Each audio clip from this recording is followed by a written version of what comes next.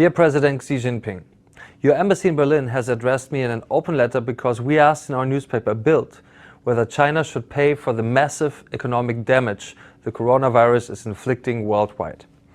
Please let me respond. First, you rule by surveillance. You wouldn't be president without surveillance. You monitor everything, every citizen, but you refuse to monitor the diseased wet markets in your country. You shut down every newspaper and website that is critical of your rule, but not the stalls where bat soup is sold. You're not only monitoring your people, you're endangering them, and with them, the rest of the world. Second, surveillance is a denial of freedom. And a nation that is not free is not creative. A nation that is not innovative does not invent anything. This is why you have made your country the world champion in intellectual property theft. China enriches itself with the inventions of others instead of inventing on its own. The reason China does not innovate and invent is that you don't let the young people in your country think freely. China's greatest export hit that nobody wanted to have, but which has nevertheless gone around the world, is Corona.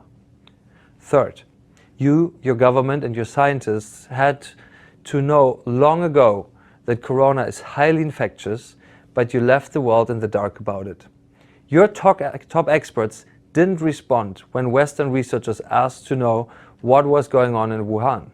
You were too proud and too nationalistic to tell the truth, which you felt was a national disgrace and which now became a global disaster.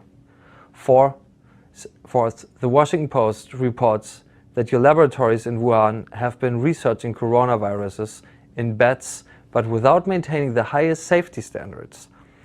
Why are your toxic laboratories not as secure as your prisons for political prisoners? Would you like to explain this to the grieving widows, daughters, sons, husbands, parents of corona victims all over the world? Fifth, in your country, your people are whispering about you. Your power is crumbling. You have created an inscrutable, non-transparent China. Before Corona, China was known as a surveillance state. Now, China is known as a surveillance state that infected the world with a deadly disease. That is your political legacy.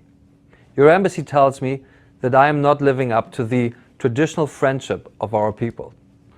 I suppose you consider it a great friendship when you now generously send masks around the world. This isn't friendship. I would call it imperialism hidden behind a smile, a Trojan horse. You plan to strengthen China through the plague that you exported. You will not succeed. Corona will be your political end sooner or later. Yours sincerely, Julian Reichelt.